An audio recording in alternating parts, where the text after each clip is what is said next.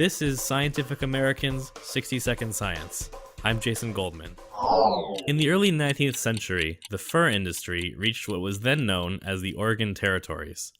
Lewis and Clark found massive numbers of Pacific salmon and steelhead trout there, swimming among the beaver dams scattered across the Columbia River Basin. But in an effort to starve American interests, Canada's Hudson's Bay Company tried to create a fur desert by killing off as many fur-bearing animals as they could.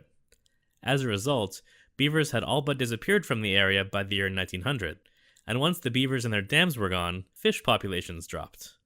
Today, steelhead trout numbers in the region continue to fall, but scientists and government agencies are working to restore their habitats. We're looking for restoration approaches in these areas to recover ESA-listed species, but we really don't know what works and what doesn't. Nick Bouwes of the environmental consulting firm Ecological Research at Utah State University.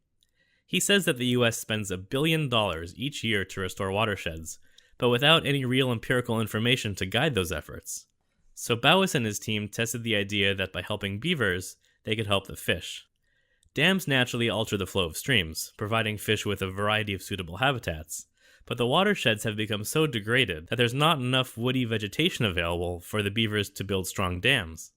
The flimsy ones they do build get washed away whenever there's a big storm. The idea was, can we reinforce these dams so that they maintain their integrity during high flows and can be maintained by beavers to capture the sediment to reconnect that floodplain.